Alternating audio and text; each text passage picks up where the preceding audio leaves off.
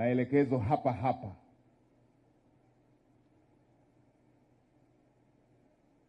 Tuanze na hili la kusafisha.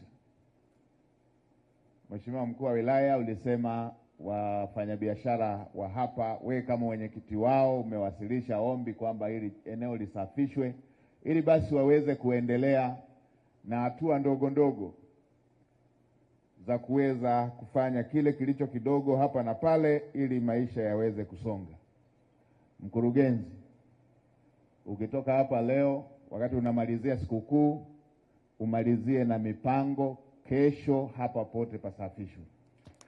Hii kazi ya kusafisha kesho iishe, ili yule ambaye ataweza kuanza taratibu ndogo ndogo za hapa na pale aweze kufanya hiyo.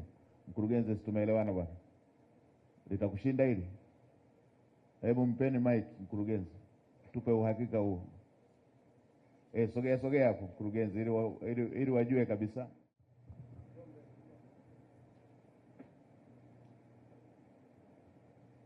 Nimesemaje mkurugenzi? Mheshimiwa Waziri Mkuu, umesema kesho kazi ya kuondosha hizi takataka ikamilike yote kesho. Linakushinda hilo? Hapana, ilishindi. Mpaka saa 12 jioni kila kitu kitakuwa sawa. Haya, hilo tumekubaliana, limeisha.